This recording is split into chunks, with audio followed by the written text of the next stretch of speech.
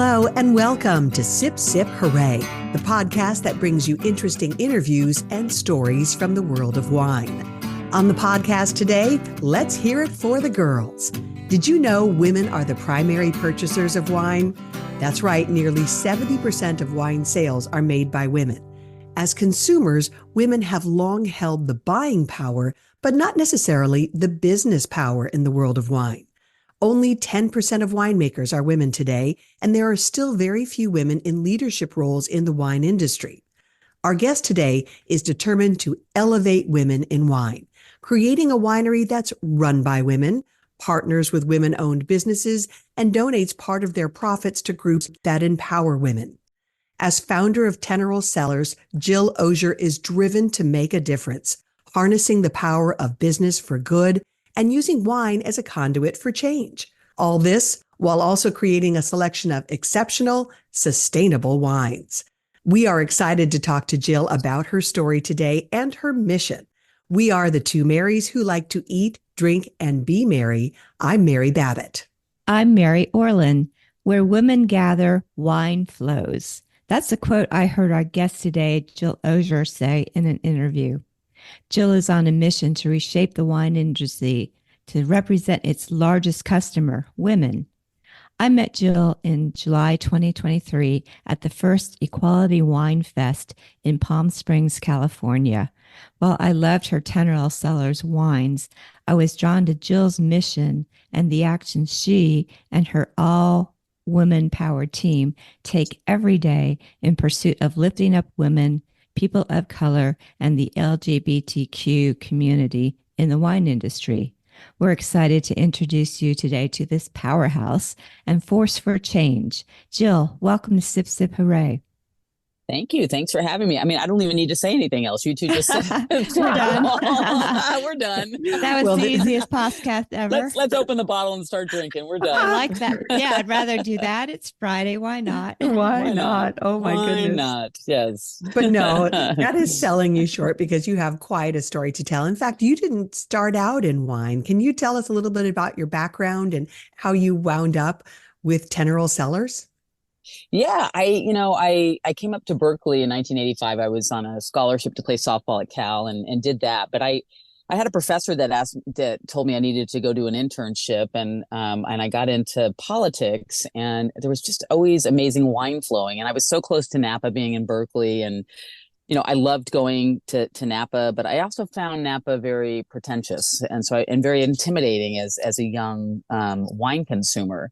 But and I'll get back to that because I think that has a lot to do with the culture and what we're creating at Teneral Cellars. Mm-hmm. But I just loved in politics how I just started seeing these beautiful fundraising events and all these events and how wine was connecting people. And I just was fascinated by that. And that kind of started my journey. But then I went and got recruited to start up Special Olympics in Northern California, and which I love. I have 3 adult children, and they all 3 of them grew up in Special Olympics. And that was just a beautiful gift to our family, actually, just to be around amazing human beings that just love unconditionally. And it was a great gift. But I had a couple board members that were winery owners in the Carmel area, Central Coast, and kind of taught me how to start collecting and, how to refine my own palate and not be intimidated by or even swayed by points, right? Because like Robert Parker changed the wine industry, but he likes really hot, high alcohol wines, and that's not my palate.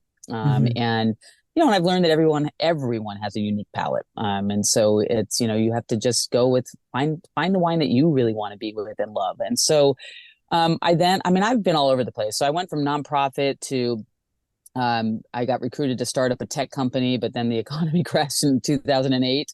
But the partner I was, the CFO on loan to me at the time, had also taken the largest nut company in the world, public in the UK. And we talked about wine from the day we met. And after the economy crashed in 2008, we got in 2008, we got into the wine industry, and we started a distribution company. But we quickly found that we would grow a brand, and they'd come into our office and say, "Thanks for growing my brand. We're now going to leave and go to Southern Wine and Spirits or Glazers or one of the big boys." And so we had no control. Yeah, we had zero control. But one of the brands that we built, the winemaker hated the business side of it. So we bought that brand in 2015, and then looked at every wine region in California. We had an intern look at everything and found that El Dorado County, just northeast of Sacramento, was just an ideal place to have a winery, because there was the low cost of land, there was no production restrictions, they had no water issues. They actually, El Dorado County owned its own federal water rights and were selling water to other counties in the last major drought we had. And the dirt was equally as good as Napa. So we moved up there, and we built 3 brands. But I started to quickly find that I was leaving the best part of myself at the door every day as a major owner, to make my male business partners happy. And Wow. and I realized, and it took the crisis of COVID for me to wake up. We had a diversity of investors and employees and customers. And so following the murders of Breonna Taylor and Ahmaud Arbery and George Floyd, I said to our executive team, which was myself and 3 men, we need to post something on Black Lives Matter. It's important. And I said, well, why don't I craft it? And if everybody's okay, we'll post it. And so we agreed on it. We posted it. And the following morning I woke up and there was an email from our largest white male investor, and it was sent to the 4 of us, but it was only addressed to me.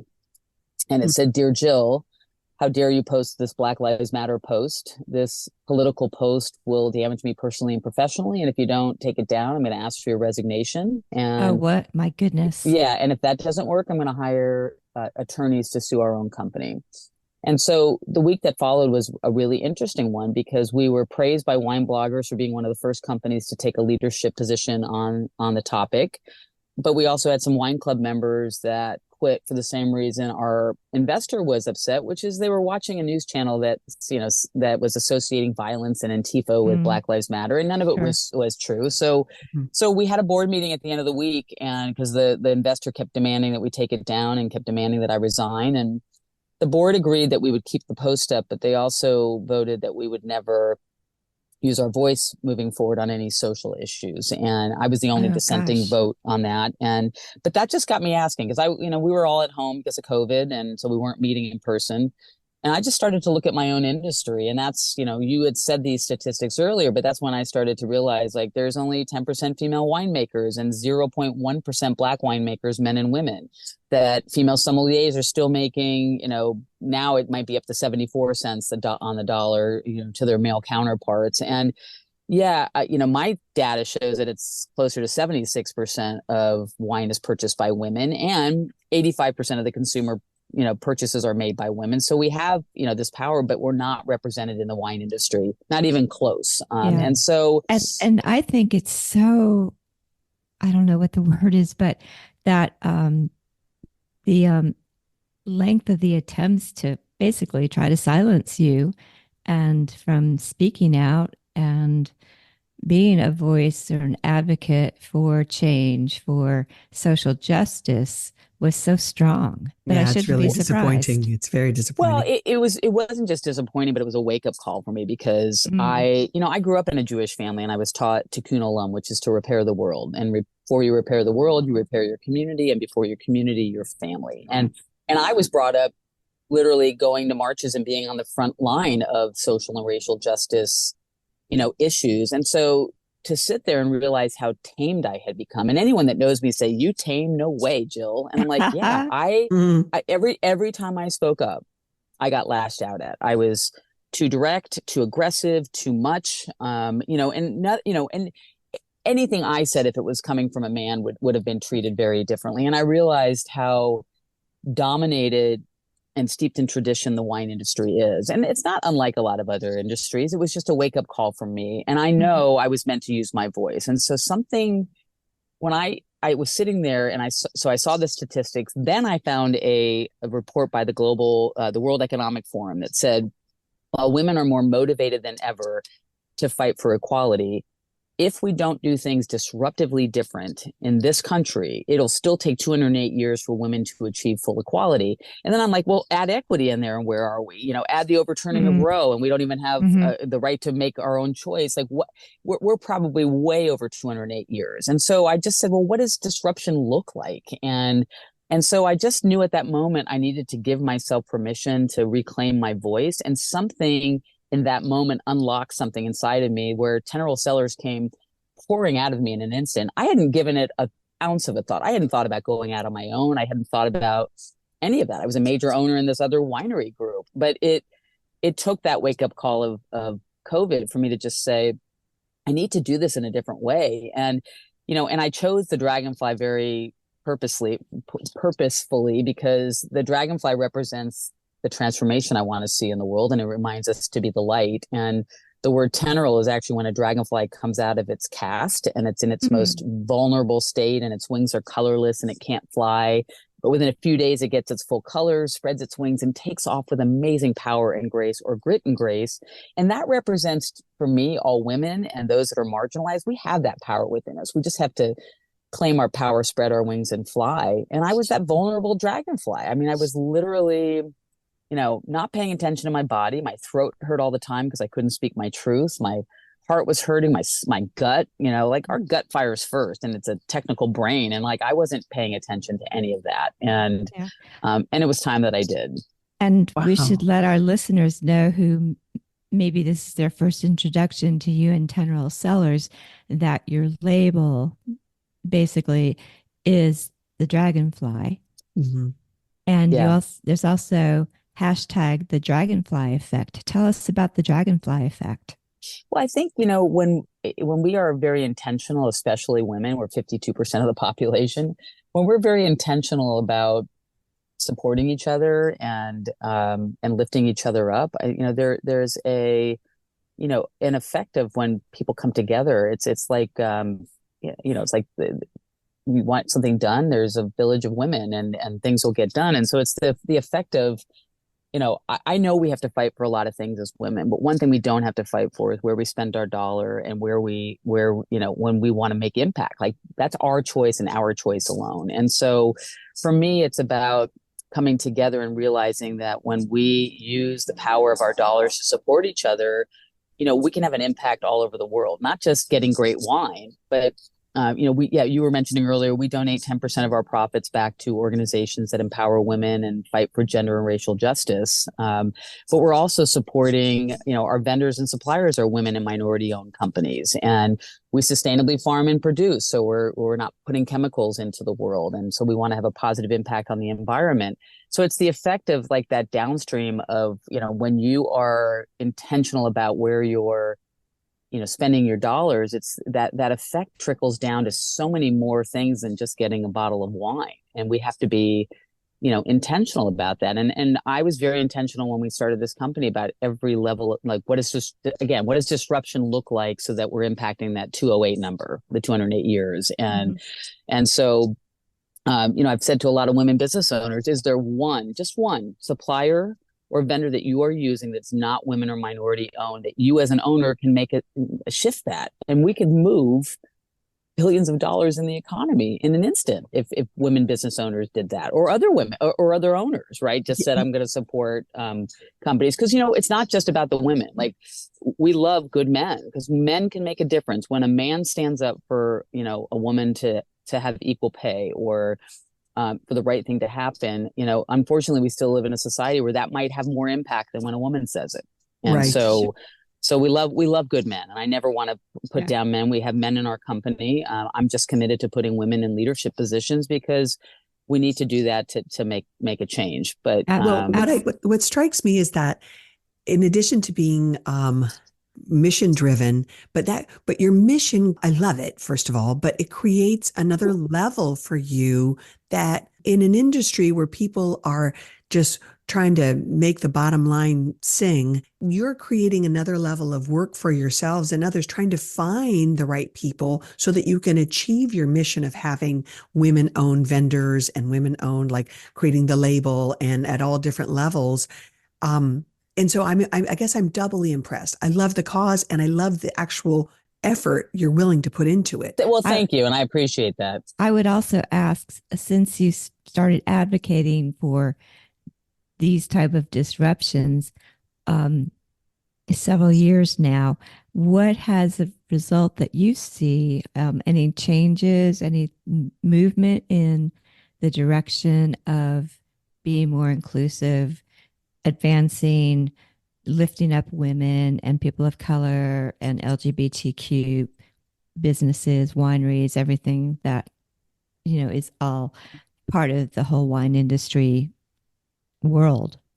Well, I see. I mean, there's a lot of positive movement, but a lot of it is in non-traditional ways. Like there are majority of women in enology and viticulture classes are women, but then they don't get hired by the big companies, so they end up having to go out on their own. The wine industry is expensive, right? It's very cash flow intensive, but there are amazing people, like the whole Santa Barbara wine region, which is Los Olivos and Los Alamos and San Ynez. Like there are more women in wine in that region than anywhere. And that's because Cal Poly San Luis Obispo is close by that. But there's amazing women doing things. A lot of people coming together now and having conversations. Like the quartermaster sommeliers just did a women's symposium for women that are close to getting their master sommelier certificate, but that's usually where they drop out because they might have kids and it's just so demanding. So it's women coming together to lift up other women. And it's so important.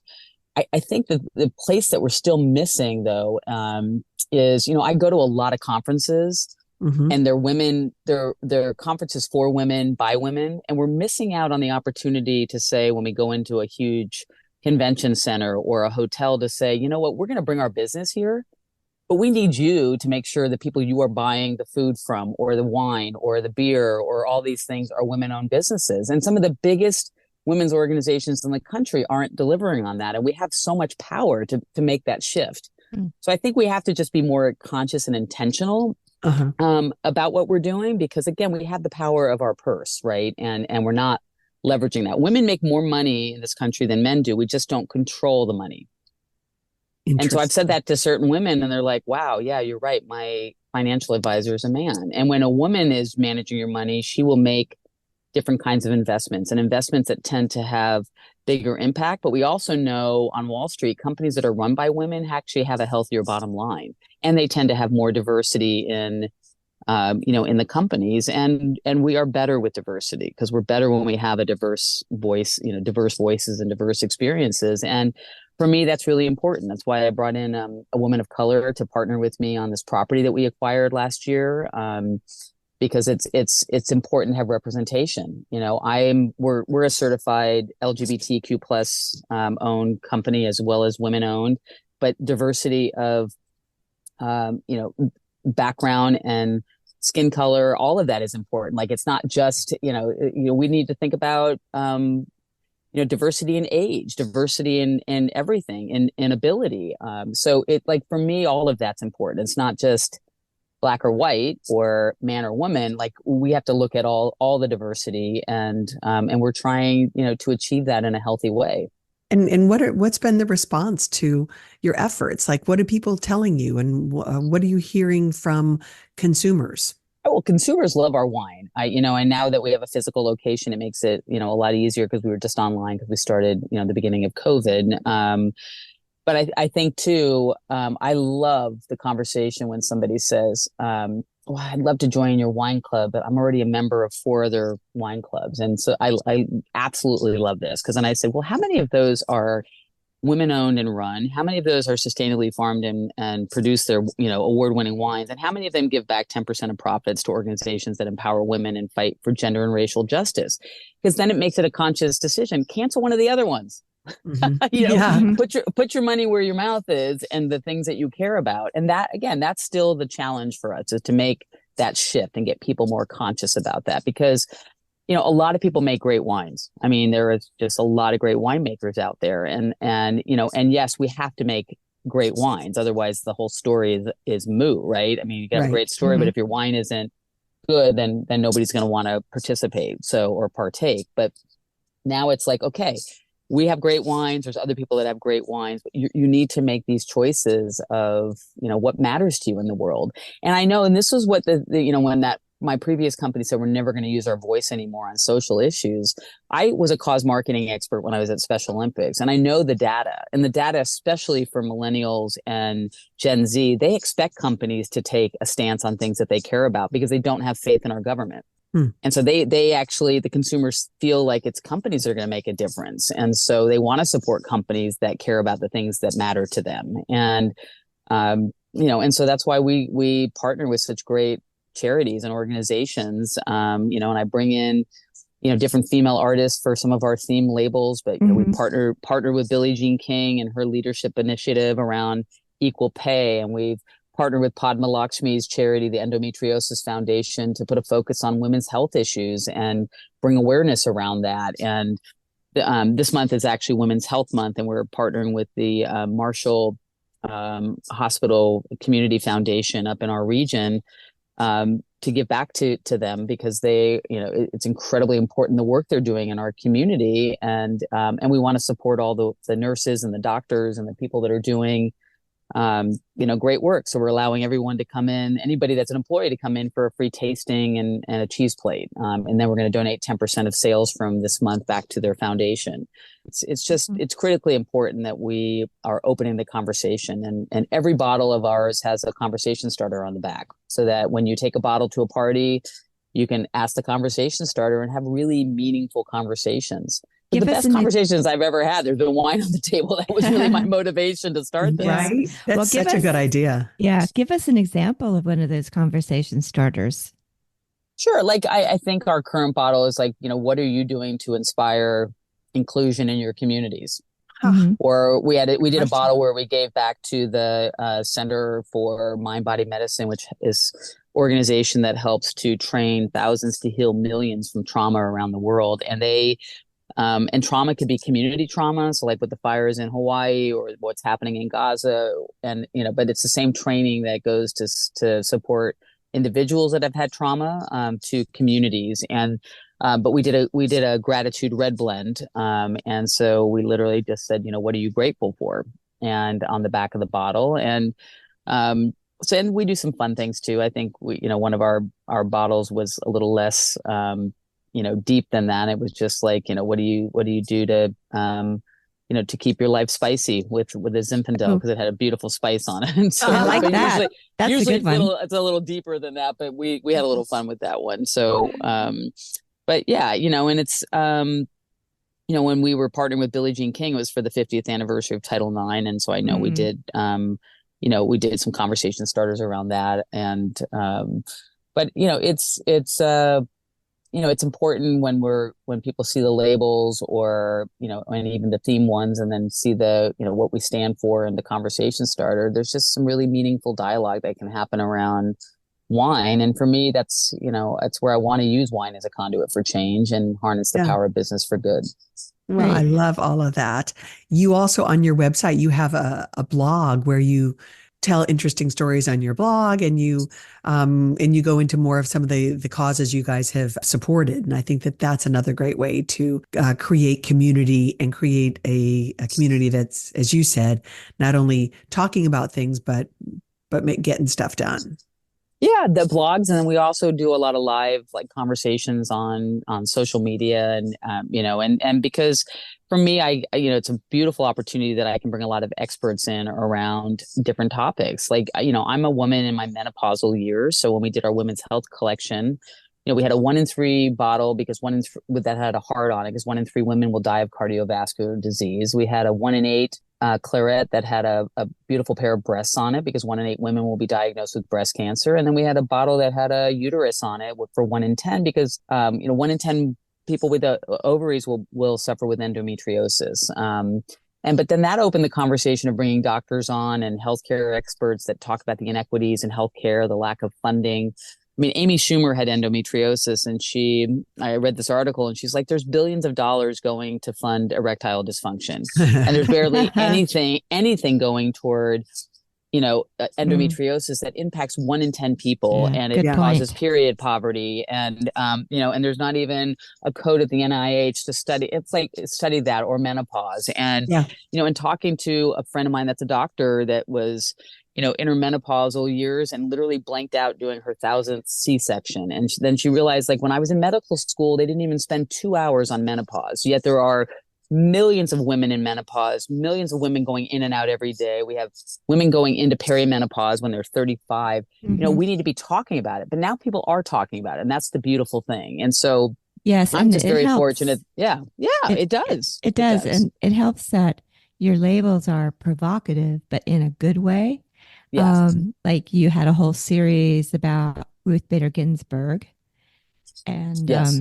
and I should point out that in the collaborations with Billie Jean King and Padma Lakshmi, you also created special bottlings or labels for those causes. Can you tell us about those? Yeah, we have a beautiful bottle for our Title IX, the 50th anniversary, that has Billie Jean King on it, and it's our All-In Zinfandel, which was also the name of her book. And again, so that collection also had a rosé, and so 10% of the profits from that release would go back to her Billie Jean King Leadership Initiative. 10% of the bottle the sales from the Women's Health Collection would go back to Padma's charity. And then we did a I Am Ruthless collection when Roe v. Wade was overturned last year, and so last year now I can't even remember. It was last year. I know. And but for us, like we did a bottle that had the scales of justice on it, and we put a uterus on the half of the scale and called it supermajority, because again, we're 52% of the population, and we're just not leveraging the power that we have in easier ways. And then we had a bottle that just said "I am ruthless" on it, and it had photos of women protesting in those letters. And then we had another bottle that had RBG's silhouette, but it had a mirror in the face. And then the background and the color was just softly in the background was like, people fighting for their, fundamental human rights. But the mirror was, it was called "I Am the Change," so that when you see the bottle, you see that you are the change. And so we try to, and it's funny. Some people might say that was political. I don't. As a human being, I don't care how you choose. I just want every human being, especially women, to have a right to make their own choice. And so I don't think anything I do is political. I think it's fighting for women, for fundamental human rights for all people. Like we partnered with the Stonewall Ink is Back initiative on our Love is Love collection when I first launched Teneral Cellars, and we did they allowed us to use the Stonewall Inn on our Uprising Chenin Blanc, and we put Marsha P. Johnson's crown on that. And a lot of even members of the LGBTQ plus community that are younger don't even know what happened in 1969 with the uprising that literally started the global gay rights movement. And we did a poetry slam, and the woman that won, we put the words of her poetry on our Overflowing with Pride Barbera. And then we did a Loud and Proud Merlot. And we went to New York and we interviewed the owners of both the foundation and the inn, or the Stonewall, bar, and then the Stonewall Inn Gives Back initiative. And it was beautiful just getting all that content so that we can educate. And, and I realized that there's just so many younger people that just don't know the history. And those things are really important because they have rights because people literally died, fighting for those rights. And again, that just comes back to our overall mission of, we want to create a brand and also have an impact to create a world that's more equitable for all. And, and being both a woman and, a gay woman in the wine industry is, there aren't a lot of us, and I'm okay, fighting for that. And it's just important that we are, doing the right thing so that everyone is treated equal. Well, I love it. And I applaud you and your efforts. And I am glad you're such a force of nature and you're unafraid and you go. Keep it up. I want people also to know, but this has been a big couple of years for you because Teneral purchased a property that allows you to actually, you mentioned it briefly, you have a physical space now where people can come visit. And can you tell us about the Wilderod Vineyard and that acquisition and what that's done for your brand and how you... Absolutely. And Jill, before you start, can you also just kind of set the scene for us? Because many of our listeners may never have been to the Sierra Foothills wine country. And can you talk a little bit about El Dorado, Amador County, and the community there too? Absolutely. So the Sierra Foothills are in Northern California, just northeast of Sacramento. So if you're like going up to South Lake Tahoe, and there's two beautiful wine county regions up there, Amador County and El Dorado County. So I bought my first property in El Dorado County, and I live on a vineyard that has 10 acres of planted vineyard there. And then when I started Teneral Cellars, it was the beginning of COVID, so I was only an e-commerce brand. But when everything opened up, I really wanted a place that had a tasting room, but also a place to purpose and a place to gather for folks. And so I was looking for a tasting room, and this property was brought to me as an opportunity, and it's 40 acres. It had a full production winery, a tasting room, 26 acres of planted vineyards, and it also happened to have a 5-star boutique hotel on it. So I was like, okay, this is stunning. It's beautiful. It's in Amador County. It's literally not even an hour from downtown Sacramento, and the wine region is stunning. And the wine world has acknowledged in the last 10 years, like, they know that the dirt and the wines are equally as good as Napa, but it really feels like Napa 35 years ago. It's slow. You can bring your dogs. You can picnic. You can meet the winemakers and the owners, and it's not $100 a tasting, right? I mean, the average tasting is about $20, and you buy anything and you pretty much get that feedback. And so, stunning region, and we have a very distinct sense of place. There's a lot of granite in the soil, and so we're not trying to be Napa or Sonoma. I mean, the wines are beautiful, and we can grow everything around the Mediterranean. So the Spanish, the Italian, the French, the Portuguese varietals. We don't have any Portuguese planted, but we have all the French and the Italian and the Spanish varietals. So we have a plethora of different varietals that we make every year. And so this property came on, it was up for sale, and I just went over there, and it was absolutely stunning, but I was like, there's no way I can afford this. And so I asked this woman, Tracy Prigmore, who is out of Virginia, and she is a real estate developer and a hotelier, to partner with me. We put a property fund together, and the mission was to invite women into building wealth through real estate and be part of the collective economy. And so the majority of the investors that have come in are women. We have a few men, and then we have a couple of couples that have come in, but there's just a beautiful diversity in the investors. And so we purchased this property last June 8th, literally just seamless transition from, June 7th to June 8th. And the inn is the only 5-star boutique hotel in the Sierra Foothills, and it's called the Grand Reserve Inn. GrandReserveInn.com is the website. And it's a Tuscan villa. So there's 6 rooms, and it's as nice as the Four Seasons. Every room has a huge living room in it, and a big fireplace, and a private patio that's nestled in the middle of the vineyards. And it feels like you're in the middle of Tuscany without the airfare. And Wow. and everyone that stays there gets a full service breakfast in the morning, and you get a happy hour in the afternoon with a charcuterie board and wine. And there's big fire pits in the back that just, you get to sit out and look at it over the vineyards and beautiful sunsets. And then right in the front of the property, not even 30 seconds away by car, is our tasting room. And so it's been really wonderful to have, a physical location. And, we inherited a great winemaker, Sam, and Sam's going to retire probably at the end of the year. So I'm actively interviewing female winemakers, because I've used female winemakers in the past, and that's important, obviously. And Sam's wonderful. I mean, he's going to help mentor whoever comes on board, because, we've blended both the Teneral wines and then the previously existing Wilderader wines, but everything moving forward now is Teneral Cellars. And so it's an exciting time. It's an exciting time to find, there's so many amazing female winemakers out there. So it's been kind of fun to be interviewing a lot of these winemakers, that every one of them would do a phenomenal job for us. But it's also finding the right fit. Sure. I will. Yeah.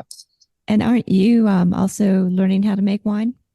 I'm a vintner, so I guide the process. I know what I like. I am not a winemaker. So I'm staying in my lane of business and marketing and sales and being the face. But I get in there. I mean, I do punch downs. I do whatever's necessary. As an entrepreneur, you got to do whatever's necessary. But there's this thing called math and equations that happen in part of winemaking. And so, I early on, I wanted to be a winemaker. Then I'm like, no. So, but I'm fortunate to have great people around me, and even like with that the white blend that we just made for International Women's Day. I mean, I had a pretty clear vision on what I wanted, and And then Sam made a bunch of samples, and we came up with this, this beautiful white blend that has the Sauvignon Blanc, Roussanne, Viognier, and Vermentino in it. And we're better together. So I wanted that blend to have a multitude of varietals, and we just, knocked it out of the park. But I can't take responsibility for that. Like, I can give a good idea and the kind of style I want and the alcohol level, but the winemaker has to do their magic. Yeah, yeah. Well, the Grand Reserve Inn, having that right on site with the restaurant, and like, I'm thinking of women's retreats and getaways. Oh yeah, right? it's a beautiful place for retreats, and a lot of companies were doing retreats there with the previous owners, and it's ideal for up to 30 people, because we also have but there's another boutique hotel down the road. So if we need more rooms, but then everybody can come to the inn and do the retreats. And so for companies, it's a great place to have a retreat for a few days. But we also do weddings for up to 50 people. It's great for, one of the biggest trends is friends will come when they come there the first time. If they do a takeover of the 5 rooms, we usually keep the 6th room for the innkeeper.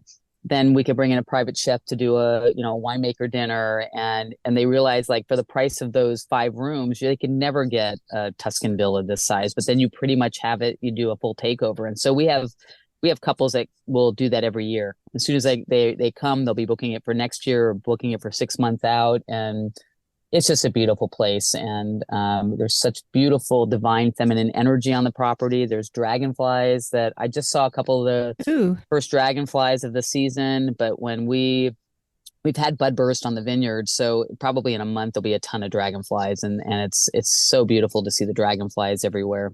Mm-mm. Well, and do you have a softball field there? No. Are you playing at all?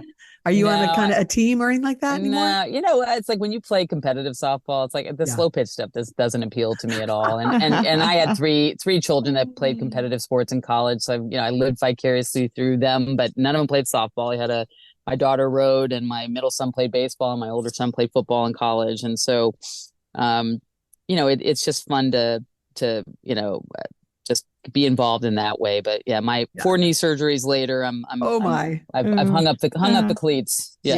Yeah. Are your kids helping out with with Teneral at all? No, they're not. Like, my daughter's a nurse practitioner, so she's helping women in a different way, because she's very focused on empowering women. And my middle son's a firefighter, and my younger son is an entrepreneur in some tech space. So, cool. Yeah, I know. I really wish one of them would, but no, that's not going to happen. So, so Jill, you're so busy. What are you able to find time to get away from the business, away from wine, and go have fun and relax? And what do you do to do that? I need to find more time to get away. I love to travel.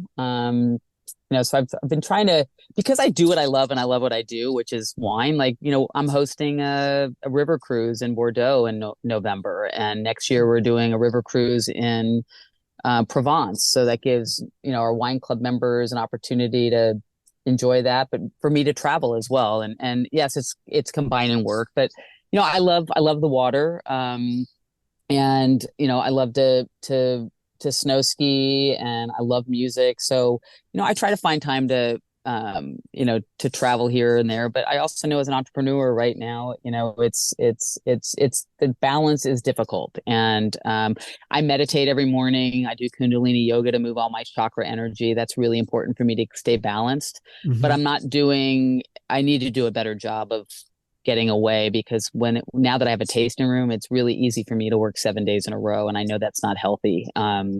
So I'm trying to figure out that balance. It's I'll have to keep you posted on that, because I'm not really getting a good grade on that right now. Well, when you figure it out, let me know, because finding balance is the most challenging thing. It is. Yeah, no, there's no question. I mean, I'm fortunate my kids are all grown, but it's a difficult balance, very difficult balance.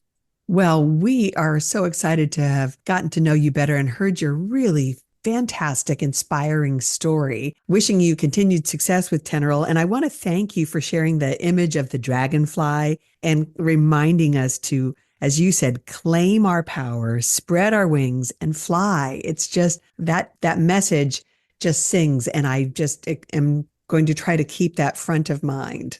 Oh, So thank you. Yeah. And just remember to be the light. I mean, that's a choice we all have. So, yeah, I appreciate that. So, Jill, how can our listeners find your wines, become involved in some of the causes that you're involved in?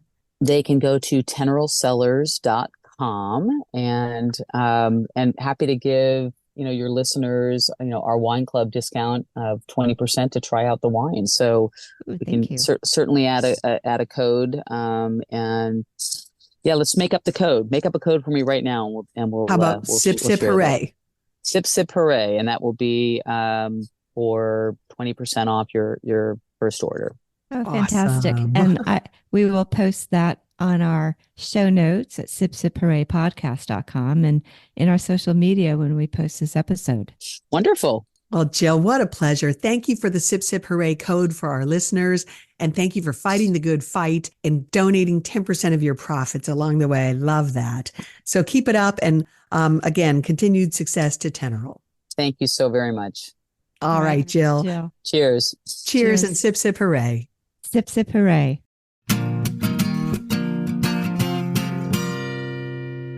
Well, Jill Osur, what a force of nature. And I love that she puts her money where her mouth is. And she is actually doing the hard work of hiring and giving back and lifting up. She is making sure that she keeps her mission of racial equity and gender equity and women empowerment front of mind at all times.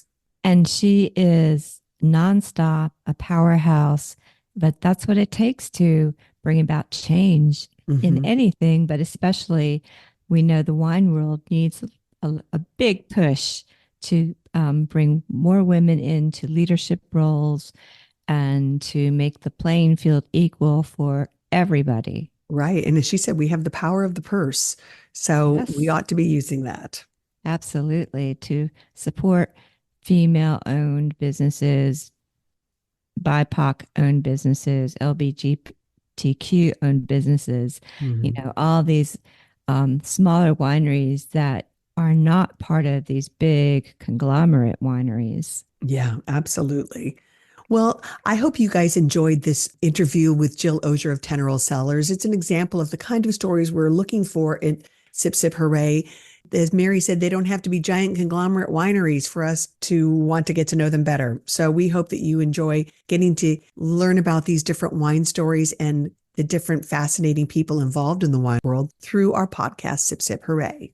Right. And if you like what you're hearing, please like us, leave us a review, subscribe to our podcast on whatever podcast platform you are listening to us on. You can also subscribe to our Substack. We're Sip Sip Hooray Podcast on Substack. You can subscribe for our newsletter there. We post other content besides just the podcast. And you also get an email as soon as the new episode drops. And don't forget to follow us on Instagram and Facebook at Sip Sip Hooray Podcast. All of this is a way of saying thank you for listening. Tell your friends about us and keep spreading the good word about Sip Sip Hooray. And everything from today's show will be in show notes. Do not forget you've got a Sip Sip Hooray discount code at Teneral Cellars. Yes. So use it. 20% Sip Sip Hooray. All right, Mary Orland. Well, this has been fun. Thanks so much. And cheers to you, girl. Sip Sip Hooray to you, Mary Babbitt. Let's go conquer the world. Giddy up.